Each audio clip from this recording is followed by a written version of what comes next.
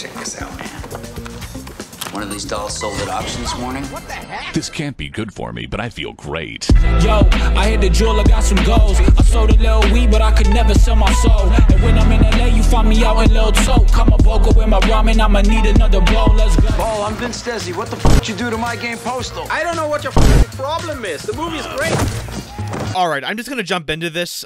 Postal the movie's a masterpiece. Now, you may be asking, how? How is this possible? I mean, Rotten Tomatoes told me it was bad, so therefore it's bad! And Rotten Tomatoes has never been wrong before. Well, before I tell you why I love this movie so much, I gotta get into a history lesson first. So real quick, let's talk about Postal. Hi there, would you like to sign my petition? Drop it, asshole! Now, Postal is a very controversial game franchise, and the most controversial game in the series is Postal 2, a game where you can murder innocent people and urinate on them. All you really need to know, though, is that Postal 2 is a very controversial game that's been banned from New Zealand, blamed for influencing school shootings, includes edgy and offensive humor, and is a masterpiece because of it. Okay, so now you know about Postal 2. Perfect, good. Now, let's talk about Uwe Boll. Oh boy. Uwe Boll is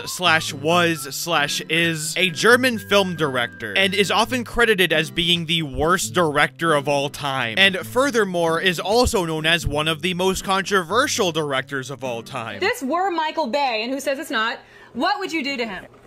Hello, Michael. No, I would like... This man is notoriously hard to work with, and at one point boxed 5 of his critics and won. But before that, he was known for making shitty video game movies. And it's important to remember that, because up until he made Postal, he was already hated by film buffs and gamers alike. It's also worth noting that Boll's earlier films were literally tax shelters. Yeah, to make a long and complex story about German tax laws short, you know that joke I make in the Alpha and Omega reviews where I say that the sequels are money laundering schemes? Yeah, Uwe Boll's films were basically literally money laundering schemes, which, let's just say, didn't help his reputation at all. So at this point, the critical reception of his films were starting to catch up with Boll. He wanted revenge. He wanted a movie so offensive that nobody would like it. A movie so bad, no critic would enjoy it. All he needed was an equally offensive game as an outlet. And lo and behold,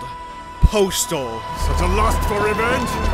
Our film opens with a 9/11 joke, a sentence I can't believe I just said, where we are introduced to 2 terrorist hijackers. The 2 of them then get into a scuffle over how many virgins they're gonna get in heaven. Soon we will be created by Allah, the one true God, and by 99 perfect virgins will worship us for all eternity. I thought it was 100. They then get a little bit worried about how many virgins they're getting in heaven, so they hit up Osama bin Laden to find out how many virgins they're getting. I can't guarantee more than 20.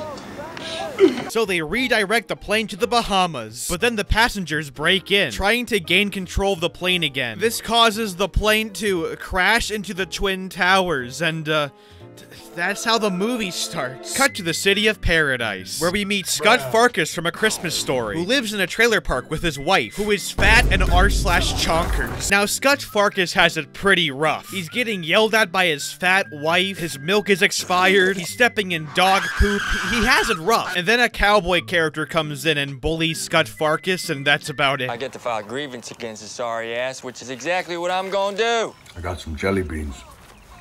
You like jelly beans? We then cut to J.K. Simmons, of all people. Yeah, that J.K. Simmons. Or are you gonna be on my fucking tongue? Who is playing as a crazy conspiracy theorist? We did not land on the moon.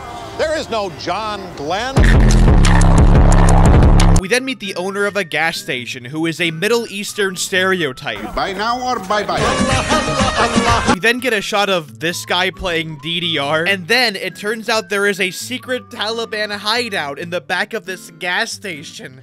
Oh, Lord forgive me. The time has come to place our swords to the genitals of the infidels. This is a real movie. Cut back to our main character, this time at a job interview. Now, first of all, this scene literally starts with a joke where the boss has severed heads just standing there on display. The main character then breaks his chair, haha funny. What the fuck is wrong with you? They then ask him a question about a duck. What is the difference between a duck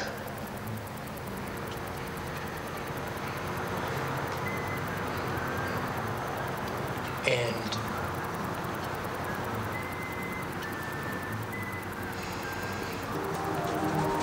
what the hell is wrong with you people? Duck, I don't... Yeah, I came here for a job. A job! Get what you fucking deserve! So anyways, he gets the job. You're a leading candidate. But he doesn't actually, though. So I got it. I got the job. Oh, hell no.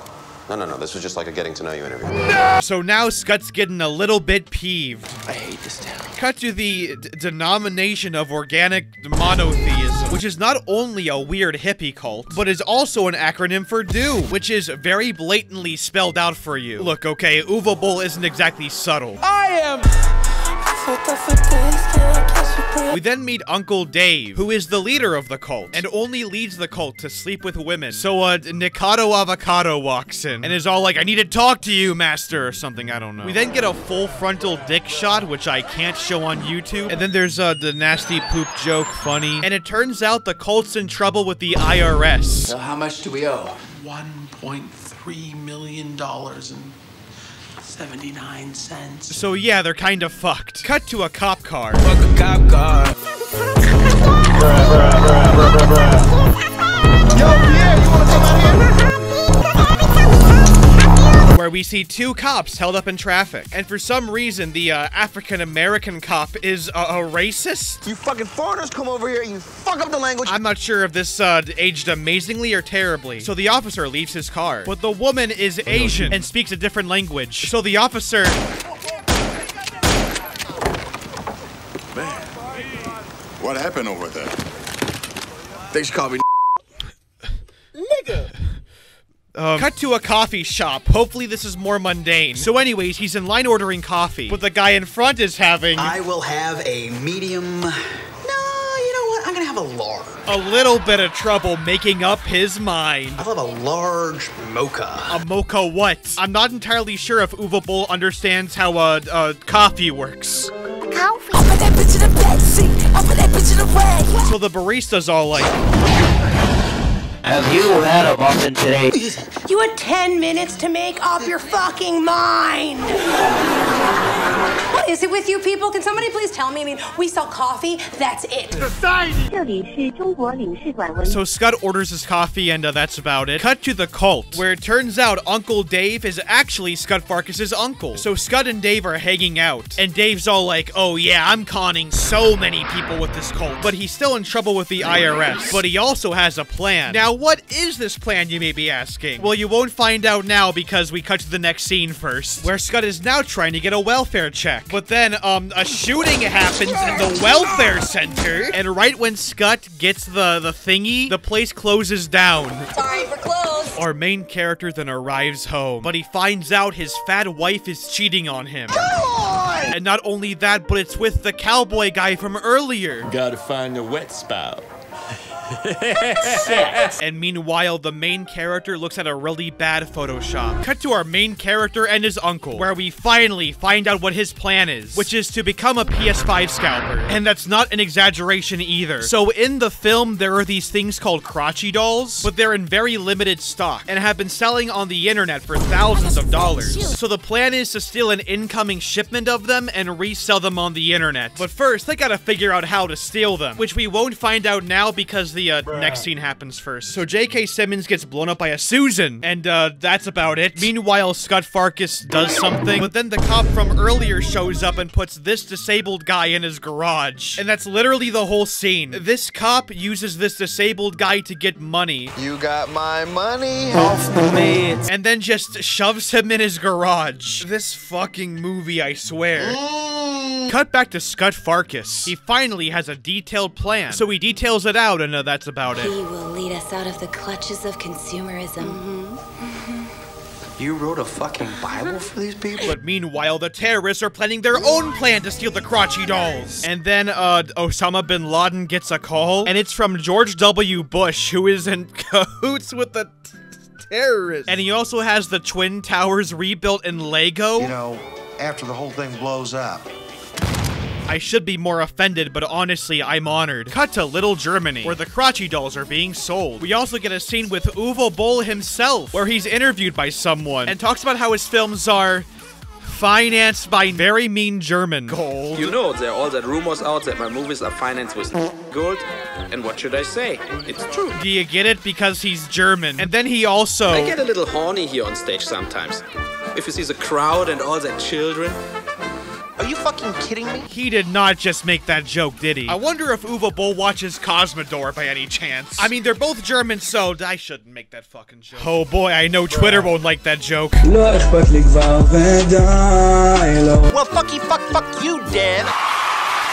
Cut to our main characters dressed as very mean German, because Germany. So the cult girls who are dressed as sexy Germans seduce the security guards, while Scott and Dave reach the crotchy doll stock and begin to steal them. Meanwhile, a funny midget shows up, and Uwe Boll gives him gold teeth. Where's my money, asswipe? I have even better. Gold teeth. This movie's gonna put me on a fucking watch list. But meanwhile, the terrorists are here. And they're breaking in. But meanwhile... Only my father and my priest can touch me there. Yeah, that's happening. But then the terrorists break in, forcing our main characters to make a run for it. But then meanwhile, Vince Desi, the creator of Postal, comes out and beats up Uwe Boll. Boll, I'm Vince Desi. What the fuck you do to my game Postal? I don't know what your fucking problem is. The movie's great. And then Vince pulls out a gun. A video game! And kills the disabled person from earlier. And then a massive shootout happens where Vince Desi gets shot by Uwe Boll. And then the terrorists start shooting children. And then Uwe Boll starts shooting children. And then more children get shot. I'm being put on a watch list for this. And then Uwe gets shot in the no-no zone. I hate video games. And then for no reason, the fat guy kidnaps the midget. Also, the barista girl is here, and that's about it. Coffee shop. Lattes, no foam. Obvious love interests. Our heroes then make their great escape. And also, the terrorists decide to kill everyone. And that's about it. Or we could just kill the other guys. Yeah! Cut to a bunch of dead children, where the news media is trying to profit off of them, which, believe it or not, this scene was not scripted at all. They actually contacted a local news network, and this is exactly what they did. Lying? What do you mean lying? I would never lie to you. Okay, Bullet Gary. Make me a star. These kids are starting to smell. Cut to our main characters at Uncle Dave's house. But uh-oh, the terrorists are here. So Scott does something. Do you think we can sneak him past the Taliban? And can apparently speak without his mouth moving. And for no reason, he's now in the city, I guess. And then the officers are all like, watch out for the Postal dude, who is the main character of Postal. Postal dude. Next 3 nozzles. They then find him and chase him. And then he sneaks into like an alleyway or something. But then a cop finds him. Looks like I bagged me the Postal dude. The freaking man. But then the Postal dude knocks him out and steals his uniform. He then returns with the gang, but he needs to take out the terrorists. So he sneaks inside, and he sees a cat. He then uses the cat as a silencer, just like in the Postal video game Poggers. So now they're all inside, and the fat guy has an underground bunker that Dave didn't know about, even though it's in his house. Am I the only fucking person who didn't know there was a bomb shelter underneath my bedroom? I'm the only genius in the whole fucking business. They then go into the bomb shelter, and then they all talk for a bit. As opposed to... Shut the fuck up. Why don't you shut the fuck up? You don't think I'll come over there? I'll come over there. But then the fat guy betrays them, and he's all like, I'm gonna end the world or something, the villain stuff. So what is the plan? To end the world. Yo, Pierre, you wanna come out here? Cut to the terrorists, who reveal that the crotchy dolls have the avian bird flu. Avian bird flu inside of them. And their plan is to distribute the crotchy dolls with the avian bird flu in them to kill people. What am I watching? Cut back to our main characters. So the fat guy's all like, Entertainer will be by 1,000 monkeys. Yeah, you heard that right. The midget gets by 1,000 monkeys. And they actually show it happening too. This movie's a masterpiece, I tell ya. Bring on the monkeys! So the fat guy's about to kill Dave, but then he kisses him and then... Below! What the? Nigga, what the fuck? Yo, Pierre! Fuck me! I'm fucking gay! Gay. So yeah, Uncle Dave was gay the whole time, but then the fat guy shoots him, and before his death, he feels a woman's boobies. Okay, so am I. So then the fat dude locks Postal Guy up, but not before he steals some explosives. So he does some stuff, whatever, and breaks out of his cell. He then sees women and is all like, what are you still doing here? There's then a poison joke, and Postal Dude's all like, I'm gonna kill terrorists. And so the women join him because, sex. And they kill some terrorists, and that's about it. He then gets in the car and then makes out with the women, and then, sex! Now the Postal Dude is ready for action. And then some people find him and chase him, even though he has a massive LMG. But then he's trapped in an alleyway, so he just murks everybody. So yeah, he just kills random people. But then he runs into the barista again. You are so hot. So she joins him, even though they don't have any chemistry at all. I'm the only genius in the whole fucking business. We then get a scene where the Postal Dude runs over a baby. He then arrives at his house, where his wife is cheating on him again, this time with the police officers. So the Postal Dude plants some explosives, and then a shootout happens, whatever, and shit's getting a little crazy. Get the hell off my property! Hand over the avian flu, infidel! That was a real line in a real movie. But then, after threatening a bomb, the Postal Dude gets the town to stop shooting and delivers a beautiful speech. What's wrong with you people? Look around you. Look. We're not that different. Because we all come from the same family. And what do families do? Do they fight? Yeah, sure. But they work it out. Because they love each other. Shoot him.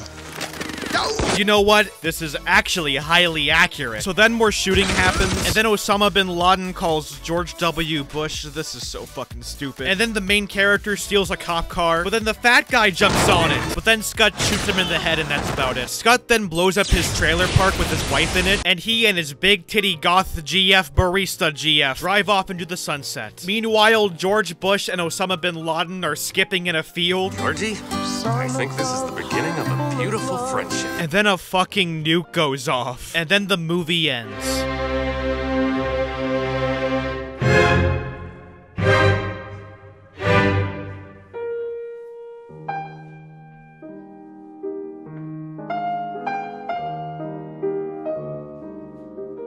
I know what you may be wondering right now. WTF did I just watch? Yeah, that was a, pretty wild experience. However, despite all the offensive humor, or maybe perhaps because of it, I consider this film to be a masterpiece. Now, let this be known, this is not a good movie. Visually, the film is horrendous. It looks like orange vomit. There are scenes and/or subplots that don't go anywhere, to the point where I've left out a majority of them from the review, and the film ranges from genuinely funny to has-been hotel territory. Number 6.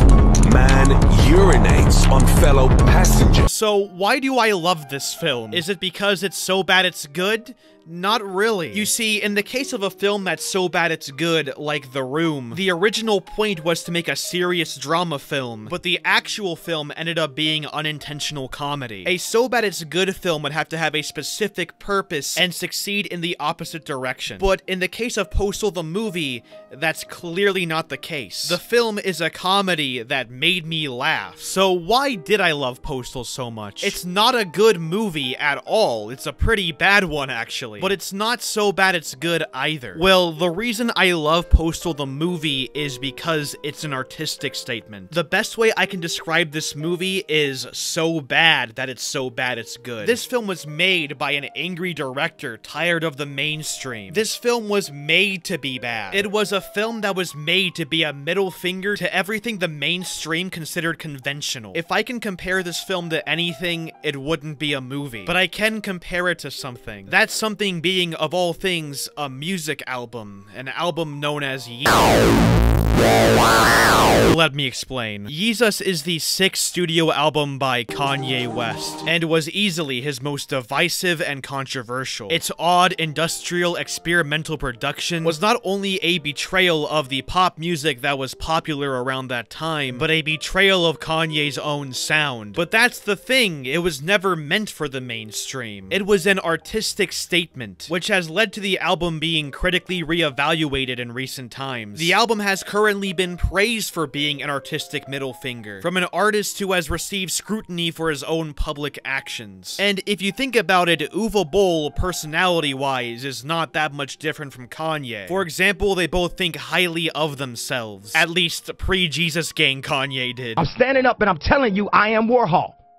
I am the #1 most impactful artist of our generation. I am Shakespeare in the flesh, Walt Disney. So you have to really wake up and you have to see me what I am. I'm the only genius in the whole fucking business. And furthermore, they have had very public, controversial events happen in their lives. One could say that Uwe Boll's own boxing match, where he boxed 5 of his critics, could be his own life story version of the Kanye West VMA incident. So it's no surprise that, like Kanye West, Uwe Boll would create a film with so many elements that go against the natural conventions of the mainstream, that watching the film itself becomes an uncomfortable experience. One that, like Jesus, brutally portrays controversial issues, and shines a spotlight on the very mainstream that scrutinizes them. To me, things like the Postal film's portrayal of the mainstream media is not too much different from New Slaves, and its critique of modern racism. Overall, Jesus is not a mainstream album.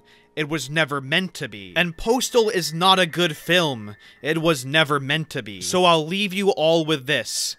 The funniest joke in the Postal movie is nowhere to be found in the film. The funniest joke of the Postal movie is the film. My name is Dumbsville, and I hope you all have a wonderful night. Fuck you in the lanes you came with. Me and you ain't on the same shit. You ain't in my lane, bitch, nah. All that shit in fifth, rollie on my wrist. Ay, baby, you a star, I'm my only wish. I'm counting blue hundreds, I'm too money. Ay, and my little bitch, she too lovely. Yeah, hanging up and calling me right back. Ay, baby, why you calling me like that? Yeah, getting high with the seat laid back. Baby, gon' relax, yeah. Hey, they don't know the half, yeah. No matter what happened, I got your back.